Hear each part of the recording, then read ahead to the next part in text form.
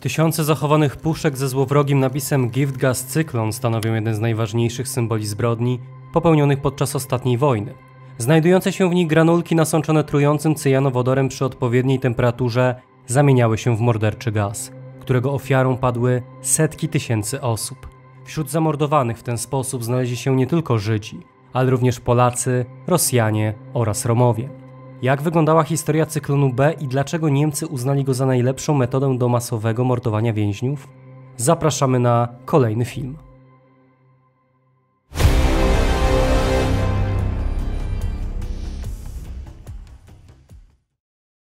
Partnerem kanału Okupowana Polska jest sklep Militaria.pl.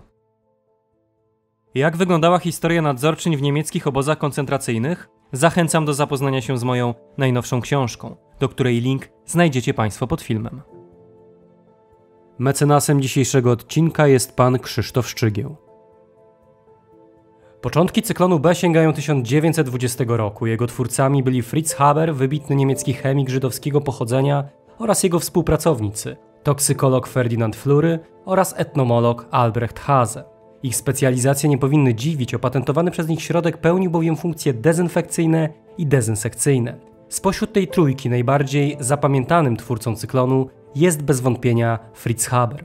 Ów chemik urodził się 9 grudnia 1868 roku w Breslau. Studiował w Heidelbergu, a następnie w Berlinie. Był z pochodzenia Żydem, jednakże pod koniec XIX wieku dokonał konwersji na protestantyzm. Przez kolejne lata rozwijał karierę naukową, prowadząc badania z zakresu elektrochemii i katalizji. W pierwszej dekadzie XX wieku Haber opracował metodę syntezy amoniaku, którą nazwano później jego nazwiskiem. Fritz był niemieckim patriotą i wraz z wybuchem I wojny światowej zaangażował się w wysiłek zbrojeniowy na rzecz cesarstwa. To m.in. Haber odpowiadał za włączenie gazów bojowych w arsenał niemieckiej armii, a pod słynnym Ypres osobiście nadzorował przebieg ich użycia. Skutki wykorzystania gazów były wprost makabryczne. Żołnierze umierali w prawdziwej agonii, co bynajmniej nie mieściło się w kategoriach rycerskiej walki. O skutkach użycia tej nieludzkiej broni bardzo szybko stało się głośno, co doprowadziło żonę Habera do samobójstwa. Nie była ona w stanie zrozumieć, jak jej mąż, szanowany obywatel, szanowany naukowiec, przyłożył rękę do popełniania takich zbrodni. Naukowiec pozostawał jednak niewzruszony i już kolejnego dnia po pogrzebie żony Klary wyruszył na front wschodni, by dalej testować gazy. Koniec wojny przyniósł Haberowi wielki zaszczyt. Za skuteczną syntezę amoniaku otrzymał on Nagrodę Nobla w dziedzinie chemii, po czym rozpoczął pracę w niemieckim Towarzystwie do Walki ze Szkodnikami. To właśnie wtedy wraz ze swoim zespołem opracował on środek skutecznie zwalczający robactwo – cyklon B, bowiem taką nazwę wybrano dla insektycydu. Towarzystwo, w którym pracował Haber, zostało ostatecznie przejęte przez niemieckiego giganta chemicznego o nazwie Degussa, który ostatecznie rozpromował środek na cały świat. Warto przy okazji zauważyć, że dystrybucji produktu pomogło zwiększenie kapitału spółki poprzez odsprzedanie udziału w firmie IG Farben, dokładnie tej samej, która w latach wojny korzystała z niewolniczej pracy więźniów niemieckich obozów koncentracyjnych. Zanim do tego doszło, przed niemieckim naukowcem otwierała się wprost świetlana kariera, która została przerwana przez dojście do władzy NSDAP. Na fali antysemickich nastrojów Fritz Haber opuścił Niemcy, przeniósł się do Wielkiej Brytanii, skąd ostatecznie wyemigrował do Szwajcarii, gdzie zmarł w styczniu 1934 roku. W tym czasie zapotrzebowanie na cyklon wciąż rosło. Preparat wytworzono w fabryce Dessauer Werke für Zucker und Chemische Werke w Dessau. Ziemię okrzemkową, którą nasączano cyjanowodorem produkowanym przez Dessauer Schlempe, pozyskiwano od wspomnianego wcześniej IG Farben. Prawa do dystrybucji powstałego z tych składników cyklonu posiadała firma Degèche Degussy. Co przemawiało na korzyść cyklonu zarówno przed wybuchem II wojny światowej, jak i w jej trakcie? Skuteczność, szybkość oraz cena. Za 1 kg preparatu, którym można było zamordować około 250 osób, wystarczyło zapłacić 5 marek. Niemcy nie byli jednak pionierami w wykorzystaniu cyklonu do zabijania. Po raz pierwszy cyjanowodór został użyty w taki sposób już w 1924 roku przez Amerykanów. Zabójczy gaz wykorzystano wtedy po raz pierwszy do wykonania wyroku śmierci na skazańcu. Okazał się nim Amerykanin chińskiego pochodzenia Ge Yon, któremu udowodniono zabójstwo. Ten i inne późniejsze przypadki były jednak jednostkowe, a masowe wykorzystanie tego preparatu rozpoczęła dopiero III Rzesza. W tym miejscu należy zadać sobie pytanie, dlaczego architekci zagłady postanowili wykorzystać właśnie ten środek, a dlaczego nie pozostali przy tradycyjnych metodach zabijania. Odpowiedź jest stosunkowo prosta. Tradycyjne metody okazywały się niewystarczające. O ile zabicie kilkunastu czy kilkudziesięciu osób nie jest aż tak problematyczne, o tyle zamordowanie setek tysięcy generowało już spore problemy, zarówno organizacyjne, jak i mentalne. Jeśli chodzi o te pierwsze, to zaczęły one nawarstwiać się wraz z rozpoczęciem wojny niemiecko-sowieckiej, gdy w zgodzie z dyrektywami Reinharda Heydricha członkowie oddziałów Einsatzkommando zostali wyznaczeni do masowego mordowania napotkanych na wschodzie Żydów. Od samego początku skala tego procederu była ogromna. Szacuje się, że do końca 1941 roku, czyli w przeciągu zaledwie 6 miesięcy, członkowie Einsatzkommando przy wydatnej pomocy miejscowej ludności, w tym przede wszystkim Ukraińców, zamordowali kilkaset tysięcy Żydów. Wyobraźmy sobie teraz, że musimy te wszystkie ciała pospiesznie pochować. Oczywiście można było wykopać wielki dół i złożyć tam ciała, jednakże bez odpowiedniej dezynfekcji, na którą nie było czasu, tworzyło to szereg problemów, począwszy od zatrucia wód gruntowych, przez epidemię, aż po demaskację popełnionych zbrodni. Niemniej istotna pozostawała również kondycja psychiczna członków Einsatzkommando. Czego byśmy o nich nie powiedzieli, to też byli ludzie i to nierzadko dobrze wykształceni, a brodzenie we krwi pomordowanych kobiet i dzieci nie było oczywiście doświadczeniem, o którym można było od tak zapomnieć. Tym samym Niemcy, nierzadko dobrze wykształceni policjanci i śledczy, popadali w alkoholizm i depresję, stając się przez to niezdolnymi do dalszej służby. Niektórzy popełniali również samobójstwa, demoralizując tym samym pozostałych przy życiu funkcjonariuszy. Negatywne skutki tradycyjnego mordowania bardzo szybko zauważył sam Heinrich Himmler, który miał nawet powiedzieć, że wykonywanie egzekucji nie jest najbardziej humanitarną formą zabijania ludzi. Tak czy inaczej, bardzo szybko podjęto się różnych prób mających na celu ukrócenie egzekucji, a wykorzystanie masowych form mordowania. Między innymi dowódca Einsatzgruppen B, Arthur Neibe, postanowił wykorzystać dynamit. Skutki były fatalne. Eksplozja przyniosła nie tylko zniszczenie bunkra, ale również rozrzucenie szczątków po najbliższej okolicy, co zdecydowanie było gorszym widokiem od klasycznej egzekucji. Należało poszukać innej, bardziej sterylnej metody. Na korzyść architektów zagłady działał fakt, że nie musieli oni zaczynać od zera. Mogli za to, i zrobili to z całą sumiennością, wykorzystać doświadczenie osób zaangażowanych w nie mniej zbrodnicze działania związane z trwającym od 2 lat mordowaniem niepełnosprawnych i chorych psychicznie. W zgodzie z dyrektywą Adolfa Hitlera od października 1939 roku przystąpiono do realizacji tzw. Aktion T4. Jej celem, w oparciu o dotychczasowe doświadczenia związane z eutanazją, było masowe mordowanie pacjentów szpitali psychiatrycznych. Dotychczas zabijano ich pojedynczo przy pomocy zastrzyków. Warunki wojenne pozwoliły jednak na obranie bardziej zbrodniczych metod. Stało się to zauważalne przede wszystkim na terenie okupowanej Polski, gdzie zaczęto mordować pacjentów przy użyciu gazów spalinowych. Ta metoda nie była jednak idealna. Ktoś w końcu musiał załadować tych ludzi do ciężarówki, a następnie odpalić silnik samochodu i słuchać wrzasków mordowanych w ten sposób pacjentów. Trwało to długo. Krzyki były bardzo głośne, a widok ofiar po zagazowaniu spalinami na długo zapadał w pamięć. Mimo to mordowanie gazami spalinowymi wykorzystano w wielu niemieckich obozach, począwszy od Mochylewa i Połtawy, gdzie początkowo miało znaleźć się centrum zagłady, przez obozy Kulmhof, Sobibor, Treblinka i Belzec. Wyjątek w gronie niemieckich obozów zagłady bez wątpienia stanowiły KL Auschwitz i do pewnego stopnia KL Lublin, w którym mordowano zarówno przy użyciu cyjanowodoru, jak i również tlenku węgla. Bez wątpienia to ten pierwszy obóz stał się jednak symbolem wykorzystania cyklonu B na masową skalę, a o zbrodniczym przeznaczeniu tego obozu Rudolf Höss dowiedział się od Heinricha Himmlera latem 1941 roku. Sam Höss wspominał, że zadanie, które przyszło mu zrealizować, było niezwykle trudne, a żądania stawiane przez Himmlera wręcz nierealne. Mimo to, jako oddany pracownik, energicznie przystąpił do prac, których zwieńczeniem było z jednej strony wybudowanie nowego obozu w Brzezińce, a z drugiej przeprowadzenie pierwszego na terenie obozu masowego wymordowania więźniów przy pomocy cyklonu B. Skąd w ogóle pomysł na to, aby skorzystać z cyklonu B w obozie KL Auschwitz? Z odpowiedzią na to pytanie przychodzą nam wspomnienia Rudolfa Hössa, który dość dokładnie opisał okoliczności, w których zdecydowano się na użycie tego środka.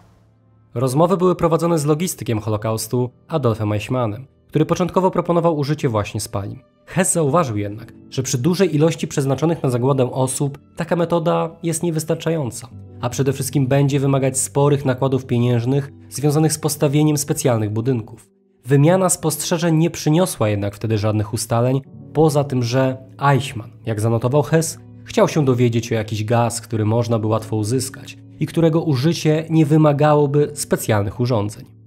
Eichmann nie znalazł jednak odpowiedniego środka. Jeśli wierzyć Rudolfowi Hessowi, to wykorzystanie cyklonu B było dziełem przypadku, czy mówiąc precyzyjnie, inicjatywy Schutzhaftlagerführera Karla Fritzscha.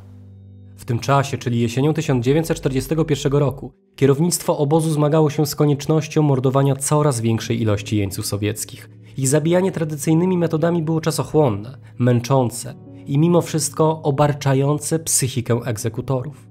Tym samym pod nieobecność komendanta Rudolfa Hessa Karl Fritzsch postanowił przeprowadzić eksperyment. Tak też 3 września 1941 roku przy pomocy innych SS-manów zamknięto kilkuset więźniów w podziemiach bloku 11, do którego wrzucono granulki nasączone morderczym cyjanowodorem. Ofiarą eksperymentu padło 600 jeńców sowieckich oraz 250 Polaków, których zamknięto w podziemiach bloku 11. Okna zewnętrzne zostały szczelnie zasypane, po czym do wnętrza wpuszczono gaz. Eksperyment zakończył się połowicznym sukcesem. Niektórzy więźniowie przeżyli, więc gazowanie powtórzono. 5 września nikt już nie żył. Skąd u Fritzscha pomysł na to, aby skorzystać właśnie z cyklonu B? Odpowiedź na to pytanie jest dość trudna i nie wiem, czy jest w ogóle szansa na to, żeby jednoznacznie na to odpowiedzieć. W każdym razie warto zauważyć i na pewno dawało to do myślenia SS-manom, że już podczas używania cyklonu B do dezynfekcji należało zachować szczególną ostrożność. Ponadto, choć trudno stwierdzić, czy Karl Fritzsch o tym wiedział, po raz pierwszy cyklonu B do zamordowania ludzi użyto w obozie Buchenwald latem 1940 roku. Ofiarą tamtego eksperymentu padło wtedy 250 romskich dzieci. Niezależnie od tych dywagacji, na które nie jestem w stanie jednoznacznie odpowiedzieć, eksperyment uznano za zakończony sukcesem. O jego przebiegu i skutkach niezwłocznie poinformowano Hessa, który zakomunikował o nim Eichmannowi. Wtedy też podjęto decyzję o stosowaniu właśnie tego środka do mordowania więźniów. Podziemia bloku 11 nie były jednak dogodnym miejscem do tego, aby regularnie prowadzić tam mordy, w związku z czym postanowiono zmienić miejsce, a mordowanie przy użyciu cyklonu B przeniesiono do kostnicy znajdującej się obok obozowego krematorium. Wybito tam specjalne otwory, przez które SS-mani wrzucali granulki z cyjanowodorem. Zamówiono również specjalne klapy. Dbano również o to, żeby w pomieszczeniu znajdowała się jak największa ilość osób, co gwarantowało najbardziej skuteczne działanie cyklonu. O ile gazowanie przebiegało sprawnie, o tyle możliwości krematorium były zbyt małe. W ciągu dnia można było w nim spalić jedynie 340 zwłok. Mordowanie w tym miejscu zakończono na początku 1942 roku, a cały proces zagłady przeniesiono do Birkenau, obok którego na samym początku stworzono 2 prowizoryczne komory gazowe, w których, rzecz jasna, również zabijano przy pomocy granulek nasączonych cyjanowodorem. Działanie cyklonu B wzbudziło powszechne uznanie decydentów, w tym komendanta KL Auschwitz Rudolfa Hessa, który z charakterystycznym dla siebie chłodnym profesjonalizmem w następujący sposób charakteryzował jego działanie. Doświadczenie wykazało, że preparat kwasu pruskiego, cyklon B, z niezawodną pewnością i szybko sprowadza śmierć. Szczególnie w suchych i uszczelnionych pomieszczeniach z możliwie licznymi otworami do wrzucenia gazu, jeśli przy tym komory są całkowicie wypełnione ludźmi. Nigdy nie widziałem i nie słyszałem o takim wypadku, aby choć jeden człowiek zagazowany w Oświęcimiu żył jeszcze w czasie otwierania komór w pół godziny po wrzuceniu gazu. Niezwykle istotnymi czynnikami przemawiającymi za używaniem cyklonu B była z jednej strony specyfika w odprowadzaniu więźniów do komór gazowych, jak i również ich wygląd po zakończonym gazowaniu. Zwłoki ofiar, w przeciwieństwie do egzekucji czy nawet duszenia spalinami, wyglądały dość normalnie. Nie nosiły śladów uduszenia, nie widać było skurczów ani zmian zabarwienia. Do rzadkości należały również wypadki defekacji czy skaleczeń. Twarze nie były również wykrzywione w grymasie bólu. Jeśli chodzi o selekcję i odprowadzanie deportowanych do komór gazowych, to przebiegało to w miarę spokojnie, a w każdym razie na tym zależało SS-manom. Nie sposób było bowiem krzykiem zmusić tysiące ludzi do tego, aby udały się do bliżej niesprecyzowanej łaźni. To wszystko wymagało spokoju, to wszystko wymagało absolutnej kontroli. Na selekcję jednego człowieka przypadało kilkanaście sekund, po których kierowano ich albo do baraków, albo do łaźni, którą w rzeczywistości była komora gazowa. Tym ostatnim, głodnym i przerażonym obiecywano ciepłą kąpiel i talerz pożywnej zupy. Po udrękach związanych z transportem wszyscy myśleli o pożywieniu. Gdy ktoś okazywał się nazbyt wyrywny, był skutecznie izolowany przez SS-manów. Mimo wszystko dochodziło czasem do różnych incydentów, szczególnie wtedy, gdy rozdzielano rodziny. Co prawda członkowie Sonderkommando starali się uspokajać deportowanych, jednakże ci bardzo często nie dawali za wygraną i zaczepiali samych SS-manów, którzy używali siły. Zachowania wśród idących na zagładę potrafiły być przeróżne. Jedni szli w milczeniu, inni byli pogrążeni w modlitwie. Część spodziewała się najgorszego, a jeszcze inni szczerze wierzyli w ciepłą kąpiel i posiłek. Byli też tacy, których zachowanie jest trudne do zrozumienia, a może nawet szokować. Jak wspominał Rudolf Hess. Już wielokrotnie mówiłem, Żydzi mają silnie rozwinięty zmysł rodzinny, czepiają się siebie wzajemnie jak łopian, a jednak według moich spostrzeżeń brakuje im poczucia wzajemnej przynależności. Można by pomyśleć, że w takiej sytuacji jeden powinien chronić drugiego. Nie, przeciwnie. Często się z tym spotykałem i słyszałem o tym, że Żydzi, szczególnie z zachodu, podawali adresy swoich ukrywających się jeszcze współplemieńców. Jakaś kobieta już z komory gazowej krzyknęła do podowicera jeszcze jeden adres jakiejś żydowskiej rodziny. Jakiś mężczyzna, sądząc z ubrania i sposobu bycia należący do najlepszych sfer, przy rozbieraniu się podał mi karteczkę. Znajdowało się na niej wiele adresów rodzin holenderskich, u których ukrywali się Żydzi. Nie mogę sobie wytłumaczyć, co skłaniało Żydów do tych doniesień. Czy płynęło to z osobistej zemsty, czy z zawiści, czy też z tego, że zazdrościli innym dalszego życia. W tym momencie dotarliśmy do dna piekieł. Jeśli faktycznie dochodziło do takiej sytuacji, to podobnie jak Rudolf Hess pozostaje absolutnie bezradny. Z drugiej strony nie mam zamiaru oceniać tego typu postaw, ponieważ nie sposób wejść w skórę kogoś, kto zaraz zginie. Te i wiele innych sytuacji powodowało, że na proces zagłady mimo wszystko nie pozostawała obojętna załoga obozowa. Nawet SS-mani mieli czasami wątpliwości natury moralnej, o czym ponownie opowiadał po wojnie Hess. Wszystkim, poza nielicznymi wyjątkami, odkomenderowanym do tej potwornej roboty, do tej służby, a także i mnie, wypadki te dały dużo do myślenia i pozostawiły głębokie wrażenie. Bardzo wielu biorących udział w akcji często podchodziło do mnie podczas moich obchodów kontrolnych przez miejsca zagłady, aby pozbyć się wątpliwości, podzielić się swymi wrażeniami. Chcieli, abym ich uspokoił. Z ich poufnych rozmów dochodziło do mnie ustawiczne pytanie, czy to, co musimy robić, jest konieczne? Czy jest konieczne niszczenie setek tysięcy kobiet i dzieci? A ja, który sam w głębi duszy stawiałem sobie to pytanie niezliczoną ilość razy, musiałem zbywać ich rozkazem Führera. Musiałem ich w ten sposób pocieszać. Musiałem im mówić, że to niszczenie żydostwa jest konieczne, aby Niemcy, aby naszych potomków uwolnić po wieczne czasy od najzawziętszych przeciwników. Oczywiście fragment ten możemy traktować z dużą rezerwą. W końcu Hess jako sumienny pracownik, sumienny kierownik mógł po prostu brać w obronę swoich pracowników.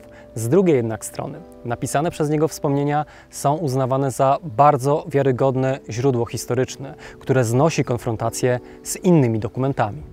Były komendant podkreślił ponadto obecność nielicznych wyjątków, którymi był na przykład Otto Moll, Gerhard Pali czy Ludwig Plage. Niewykluczone zatem, że i wśród SS-manów znaleźli się tacy, dla których piekło komór gazowych było przesadą. Jeden z lekarzy obozowych, Johann Paul Kremer, zapisał w swoim dzienniku pod datą 2 sierpnia 1942 roku, że w porównaniu z tym, co się tutaj dzieje, piekło Dantego wydaje się komedią. Po czym 3 dni później dodał: najstraszniejsza z okropności. Dr Tilo miał rację. Jesteśmy tu w Annus Mundi, co oznaczało odbytnicę świata.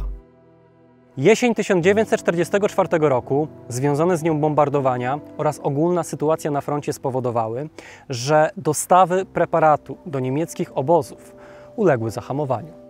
Już od lipca 1944 roku silnie bombardowana była fabryka w Dessau, co mocno utrudniło dalszą produkcję, którą całkowicie wstrzymano 7 marca 1945 roku. Był to jednak okres, w którym największe ludobójcze operacje, na czele z wymordowaniem węgierskich Żydów, zostały zakończone, a III Rzesza coraz bardziej chyliła się ku upadkowi. Osoby odpowiedzialne za produkcję i sprzedaż cyklonu B stanęły przed alianckimi sądami. Jednym z pierwszych procesów, gdzie głównym tematem rozprawy był właśnie morderczy środek, był proces, jaki toczył się w Hamburgu przed brytyjskim sądem wojskowym. W marcu 1946 roku za swoje zaangażowanie odpowiedzieli przedstawiciele firmy Tesch Stabenow, Bruno Tesch, Joachim Hans Droschin oraz Karl Weinbacher, których oskarżono o współudział w mordowaniu za sprawą sprzedaży cyklonu. Też i Weinbacher otrzymali karę śmierci. Po raz kolejny kwestię cyklonu analizowano podczas procesu IG Farben w Norymberdze. Oskarżono wtedy przedstawicieli firmy Degesch, jednakże zarówno Heinrich Horlein, jak i Karl Wurster oraz Wilhelm Mann zostali uniewinnieni jako nie mający wystarczającego wpływu na politykę firmy. Ostatni sądowy akord w historii cyklonu nastąpił w 1949 roku, kiedy to na karę 5 lat więzienia skazano dyrektora zarządzającego firmy Degesch, Gerarda Petersa. Początkowo uchylono wyrok, jednakże sąd przysięgłych w Wiesbaden ponownie skazał Petersa na 6 lat za pomoc w morderstwie. Wszystkie firmy, które dotychczas używały cyklonu B, niezależnie od jego przeznaczenia, zdecydowały o zrezygnowaniu ze stosowania tej nazwy. A samo słowo cyklon, sama nazwa fabrykatu Cyklon B stała się symbolem bezprecedensowej zbrodni popełnionej podczas II wojny światowej. Dziękuję Państwu za uwagę i do zobaczenia w kolejnym odcinku. W dzisiejszym odcinku pragniemy serdecznie pozdrowić Krzysztofa Szczygła, Katarzynę Rusnak, Krystiana Dziarka, Radosława Kuśmierza, Damiana Stasika, Damiana Dziedzica, Kubę Szafrańskiego, Huberta Kędziorka, Tomasza Sadurskiego, Ewę Ogrodnik, Marcina Hatysa, Kamila Kubowa, Dariusza Stelmaczonka, Adriana Flora, Piotra Kośmidera, Huberta Walasa, Pawła Smolińskiego, Julie Clark, Urszulę Babiuch, Pawła Łabno, Łukasza Papieża, Michaela Fendricha, Damiana Piętę i Rudolfa Miczkę. Ty również możesz mieć wpływ na tworzone przez nas materiały. Dołącz do nas już dziś na platformie Patronite.